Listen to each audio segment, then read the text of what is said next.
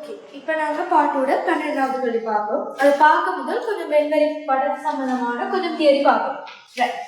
ஏன்னு சொல்லி ஒரு தொடையும் பின்னு சொல்லி ஒரு தொடையும் இருக்குமானால் இது முழுசா சேர்த்து என்ன சொல்லுவோம்? அகிலத்தொடைன்னு சொல்லுவோம். அதாவது இந்த ஏ இந்த பி அதோட சேர்த்து இந்த வெளியில வார எல்லாம் சேர்த்து என்ன இருக்கும்? இது அகிலத்தொடையா இருக்கும். சரிதானே? ஓகே, இந்த ஏ என்ற தொடையும் பி என்ற தொடையும் இடைவெற்ற இதுதான் என்ன? ஏ இடைவெட்டு பி இருக்க போகுது இந்த பகுதி. சரியோ? ஓகே, இப்ப இந்த ஏ என்ற தொடை ஃபுல்லாவும் அதே மாதிரி பி என்ற தொடை ஃபுல்லாவும் உங்களுக்கு முழுசா வரப்போகுதுன்னா நாங்கள் அதை எப்படி குறிப்பிடலாம்? இவ்வளவும் வரப்போகுதுன்னு சொன்னா உங்களுக்கு ஏ தொடையும் வரும், அதோட சேர்த்து பி தொடையும் வரும். நாங்கள் இடைவெட்டுக்கு தான் பயன்படுத்துற குறிதான் இது. இது எதுக்கு பயன்படுத்துவோம்? இடைவெட்டுக்கு பயன்படுத்துற குறி. இது ரெண்டையும் சேர்த்து குறிக்கிறதுக்காக பயன்படுத்துறது இந்த குறி. ரைட். இப்ப ஏட நிரப்பத்தொடையது ஏ இல்லாம பாருங்க. நான் அழைக்கிறேன்.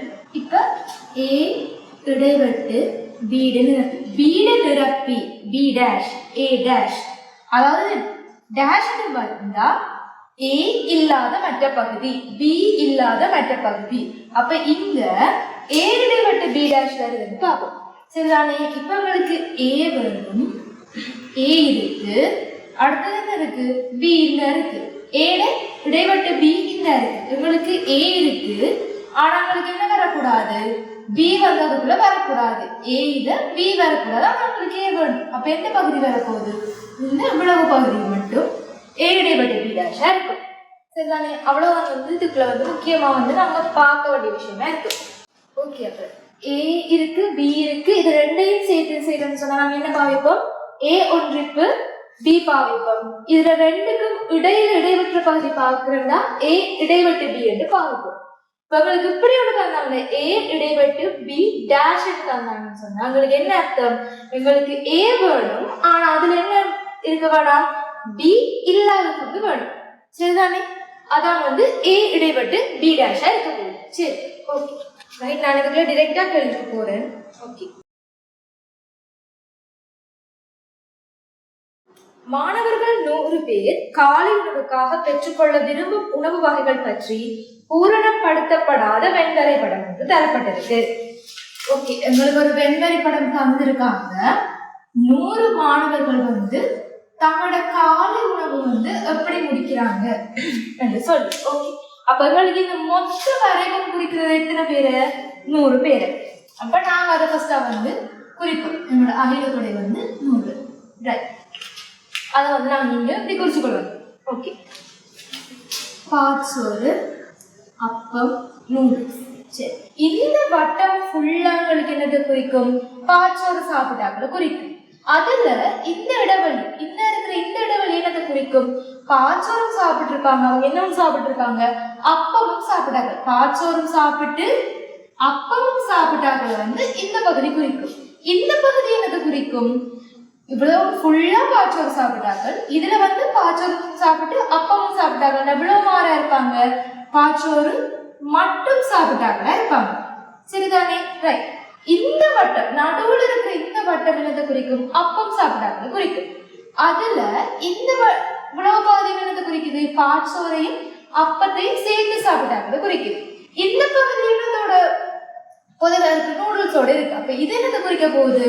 அப்பமும் நூடுல்ஸும் சேர்த்து சாப்பிட்டாங்கள குறிக்க போகுது. அப்ப இந்த விளவு பகுதி என்ன இருக்க போகுது? உங்களுக்கு அப்பம் மட்டும் சாப்பிட்டாங்களா இருப்பாங்க, அப்பம் மட்டும் சாப்பிட்டாங்களா இருப்பாங்க. அப்ப விளவு மாற இருப்பாங்க, நூடுல்ஸ் மட்டும் சாப்பிட்டாங்களா இருப்பாங்க. சரிதானே? இப்ப இந்த வட்டத்தை பகுதிகளெல்லாம் தெரிஞ்சுட்டு எங்களுக்கு இவர் பாச்சோறு மட்டும் சாப்பிட்ட பகுதியா இருக்கும், இவர் பாச்சோறு அப்பமும் சாப்பிட்டு இங்க என்ன அப்பம் மட்டும், இங்க அப்பமும் நூடுல்ஸும், இங்க நூடுல்ஸ் வருது. அப்ப இந்த 3 வட்டத்துக்கும் வெளியே இருக்கிறார்கள் என்ன செஞ்சிருப்பாங்க? இந்த பாச்சோரோ அப்பமோ அல்லது நூடுல்ஸோ இந்த 3மே சாப்பிட்டு இருக்க மாட்டாங்க. வேற ஏதாவது ஒரு சாமான் சாப்பிடாத இந்த இடைவெளியில வரப்படுறாங்க. சரிதானே? ஓகே, இப்ப கேள்வியை பார்ப்போம். என்ன சொல்லிருக்காங்க?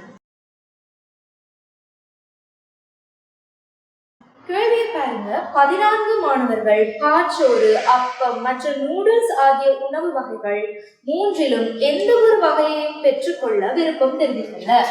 14 மாணவர்கள் பாச்சோரோ, அப்பமோ அல்லது நூடுல்ஸோ மூன்றும் சாப்பிட விரும்பலையா. அப்ப நாங்க என்ன பார்த்தனாங்க, இந்த மூன்றுமே சாப்பிடாத ஆட்கள் எங்க வருவாங்கன்னு பார்த்தனாங்க, இந்த இதுக்குள்ள வர போறாங்க. இதுக்குள்ள ஆறு வர போறாங்க, இந்த 14 பேரும் வர போறாங்க. அப்ப எங்களுக்கு டிரெக்டா நாங்க எழுதலாம்.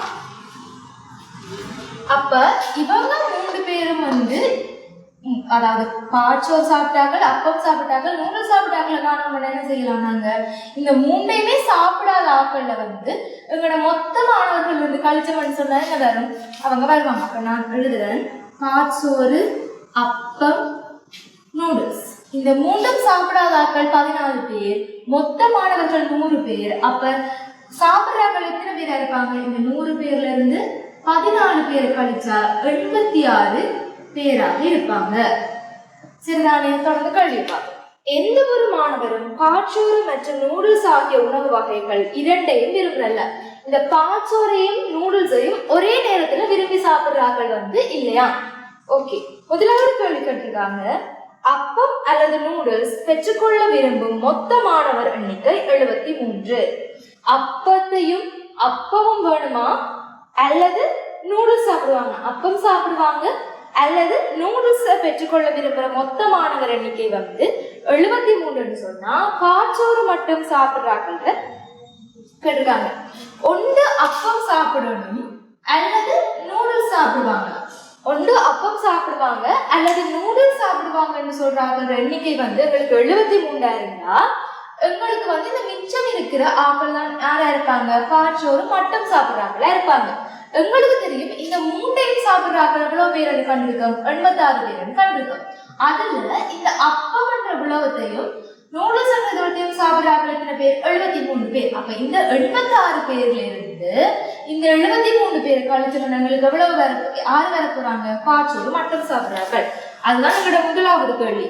பாச்சோறு மட்டும் உண்பவர்கள் இந்த 86 பேர்ல இருந்து நாங்க 73 பேர் கழிச்சோம்னா 13 பேரா இருப்பாங்க.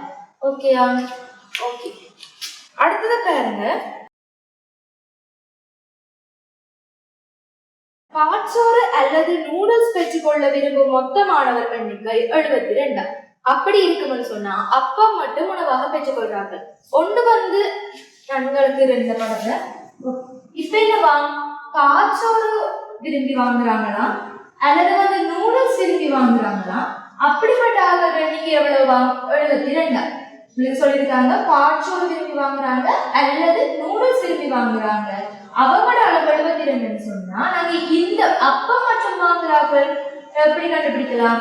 எங்களுக்கு மொத்தமா இவ்வளவு 3 பேரும் விரும்புறது 86 பேரும் தெரியும். அதுல இந்த விடவுத்தையும் இந்த விடவுத்தையும் சேர்த்து விரும்புறார்கள் 72 பேரும் தெரியும். அப்ப அதுல இருந்த கல்ச்சர் சொன்னவங்களுக்கு அப்பம் மட்டும் வாங்குறார்கள் வருவாங்க.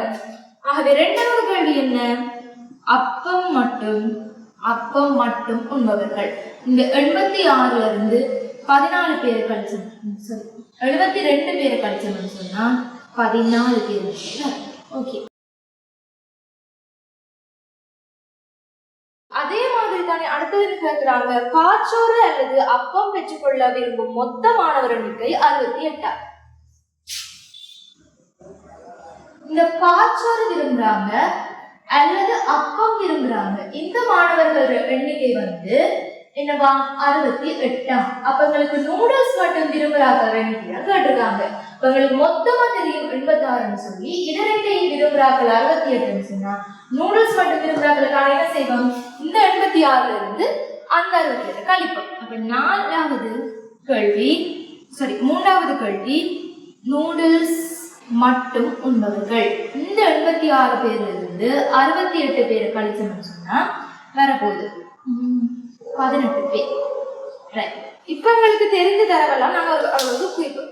ஓகே, இப்ப எங்களுக்கு தெரிஞ்ச தரவு என்னென்ன, பாச்சோறு மட்டும் உண்றார்கள் 13 பேர் தெரியும். பாச்சோறு மட்டும் உண்றார்கள் யாரு, இந்த கோஷனுக்குள்ள வராங்க. இவங்க எவ்வளவு பேர், 13 பேர். அதே மாதிரி அப்பம் மட்டும் உண்றார்கள் இதுக்குள்ள வராங்க, அவங்க 14 பேர். அதே மாதிரி நூடுல்ஸ் மட்டும் உண்றார்கள் 18 பேர். ஓகே, இப்ப உங்களுக்கு என்னென்ன தெரியணும்? இந்த வெண்வரி படம் முழுசா பூர்த்தி ஆகணும்னு சொன்னா உங்களுக்கு பாச்சோரும் அப்பவையும் சேர்த்து சாப்பிட்றாக்கள் தெரியணும். அதே மாதிரி இந்த அப்பத்தையும் நூடுல்ஸையும் சேர்த்து சாப்பிட்றாக்கள் தெரியணும். சரி, ஓகே, அடுத்த கேள்விக்கு போவோம். பாச்சோறு பெற்றுக்கொள்ள விரும்பும் மொத்த மாணவர் எண்ணிக்கை 34 எனில் பாச்சோறு மற்றும் அப்பம் ஆகிய 2 வகை உணவுகளையும் பெற்றுக்கொள்ள விரும்பும் மாணவர் எண்ணிக்கை யாது? பாச்சோறு பெற்றுக்கொள்ள விரும்புற மாணவர் எண்ணிக்கை, இந்த பாச்சோறு மொத்தமா விரும்புறார்கள் 34 பேரா. ஆனா உங்களுக்கு என்ன தெரியும்? பாச்சோறு மட்டும் விரும்புறார்கள் 13 பேருக்கு தெரியும். அப்ப மிச்சம் இருக்கிறார்கள் எல்லாம் என்ன விரும்பி இருப்பாங்க? பாச்சோரையும் அப்பத்தையும் 2ஐயும் விரும்பி சாப்பிடுறாங்களா இருந்திருப்பாங்க. இப்ப 4வது கேள்வியை பார்ப்போம். பாச்சோறு விரும்பி சாப்பிடுபவர்கள், பாச்சோறு விரும்பி உண்பவர்கள், ஆனால் பாச்சோறு மட்டும் விரும்பி உண்பவர்கள் எவ்வளவு? 13. ஆகவே பாச்சோரையும் எங்களுக்கு அப்பத்தையும் சேர்த்து விரும்பி உண்பவர்கள் எத்தனை பேரா இருப்பாங்க? இந்த 34ல இருந்து நாங்க 13 கழிச்சு வரதா இருப்பாங்க. ஓகேயா? இந்த 23 பேரா 21 ஆக்களா இருப்பாங்க. 21 பேர் பாச்சோரையும் அப்பத்தையும் விரும்புவாங்க. அப்ப பாச்சோரை ஃபுல்லா விரும்புறாக்கள் 34 தந்திருக்காங்க. அதுல பாச்சோரை மட்டும் விரும்புறாக்கள் 13 பேர் நாங்க ஏற்கனவே கண்டுபிடிச்சிருக்கோம். அதுல இருந்து பாச்சோரையும் அப்பத்தையும் விரும்புறாங்கள நாங்க 21 பேர் கண்டுபிடிச்சிட்டோம். ஓகே, இப்ப எங்களுக்கு இதுல பூர்த்தி அடையாதது எது மட்டும்? அப்பத்தையும் நூடுல்ஸையும் சேர்த்து விரும்புறாங்க. ரைட், அதான் கடைசி கேள்வியா இருக்கு. மேலே உள்ள தரவுகளை பயன்படுத்தி அப்பம் மற்றும் நூடுல்ஸ் ஆகிய 2 வகை உணவுகளையும் பெற்றுக்கொள்ள விரும்புகிற மாணவர் எண்ணிக்கை யாது? சரிதானே? இப்போ ஓகே, இப்ப உங்களுக்கு இது மட்டும் தான் தெரியாது. இப்ப உங்களுக்கு இந்த 3 உணவையும் விரும்பி உண்டாகிற எண்ணிக்கை தெரியும், 86 பேர். ஒவ்வொரு இடங்களையும் விரும்புகிறார்கள் எண்ணிக்கையும் நாங்க கண்டுட்டோம். அப்ப உங்களுக்கு இது மட்டும் தெரியாதுன்னு சொன்ன என்ன செய்யலாம்? இவருக்கு நான் ஒரு எக்ஸ்ன்னு சொல்ற தெரியாத எண்ணிக்கை கொடுக்குறேன். சரிதானே? அப்ப 5வது கேள்வி என்னவா இருக்க போகுது? இந்த 1 2 3 4 5 போர்ஷனையும் கூட்டுறது எதுக்கு சமனா இருக்க போகுது? இந்த 86க்கு சமனா இருக்க போகுது. 13 சக 21 சக 14 சக எக்ஸ் சக 18 என்னத்துக்கு சமனா இருக்க போகுது? 86க்கு சமனா இருக்க போகுது. ஏன்? பாச்சோறு அப்பம் நூடுல்ஸ் 3ஐயும் விரும்புகிறார்கள் 86 பேர். இவங்கெல்லாம் அது போர்ஷனா, சில ஆட்களுக்கு பாச்சோறு மட்டும் சாப்பிட விருப்பம், சில ஆட்களுக்கு பாச்சோறும் அப்பமும் சாப்பிட விருப்பம், சில ஆட்களுக்கு அப்பம் மட்டும் அப்படின்னு சொல்லி போகக்குள்ள இவங்களுக்கு இதுல என்ன அப்பத்தையும் நூடுல்ஸையும் விரும்பி சாப்பிடாத எண்ணிக்கை தெரியாது. அவருக்கு நாங்க எக்ஸ் கொடுத்து அந்த எக்ஸை காண போறோம். ஓகே, இதை போட்டுவோம். போட்டு எவ்வளவு வரும்? ஆகவே எக்ஸ்ன்றது 20ஆக இருக்கு. சரியா? ஆகவே எக்ஸ் எங்கள்கிட்ட கேட்ட கேள்விக்கு நாங்க அப்படி எழுதணும். அப்பம் மற்றும் நூடுல்ஸ் விரும்புபவர்கள், அப்பம் மற்றும் நூடுல்ஸ் விரும்புபவர்கள் 20 பேர். அப்ப இவ்வளவுதான் உங்களுக்கு கேள்வியாக இருக்க போகுது. எங்களுக்கு ஒரு மொத்த மாணவர் எண்ணிக்கை தாராங்க. அதுல எங்களுக்கு 3 சாய்ஸ் தாராங்க. பாச்சோரை விரும்பி சாப்பிடுறார்கள், அப்பத்தை விரும்பி சாப்பிடுறார்கள், நூடுல்ஸை விரும்பி சாப்பிடுறார்கள். இதுல பாச்சோரும் அப்பவும் விரும்பி சாப்பிடுறார்கள் இருப்பாங்க, நூடுல்ஸும் அப்பவும் விரும்பி சாப்பிடுறார்கள் இருப்பாங்க. ஆனா பாச்சோரும் நூடுல்ஸும் காமனா சாப்பிடுறார்கள் இல்ல. அதை வச்சு கொண்டுதான் என்ன செய்யுது? இந்த கேள்வி பில்ட் ஆகி கொண்டு போகுது. ஓகே, இவ்வளவுதான் இந்த கேள்வியில இருக்கு. எல்லா கேள்விக்கும் இது எஸ்ஏ கேள்வின்னு சொல்றதால ஸ்டெப்பா எல்லாத்தையும் எழுதுங்க. நீங்க எல்லாத்தையும் கண்டுபிடிச்சிட்டு இதுல எந்த ஒரு இடத்துலயுமே குறிச்சு காட்டுங்கன்னு சொல்லல. ஆனா நீங்க ஒவ்வொரு விஷயமா கண்டுபிடிச்சு வரக்குல அதை நீங்க உங்களோட வெண்வரி படத்துல நீங்க உங்களோட ஆன்சர் சீட்ல கீறின வெண்வரி படத்துல என்ன செய்ய குறிச்சு ஃபில் பண்ணிவாங்க. அது உங்களுக்கு கேள்வி செய்யறதுக்கு ஈஸியா இருக்கும். சில வேளை அவங்க மார்க்ஸ் கொடுத்தாங்க வெண்வரி படத்துக்கு, அது உங்களுக்கு கிடைக்கக்கூடிய மாதிரி இருக்கும். ஸோ அவ்வளவுதான் இந்த கேள்வி.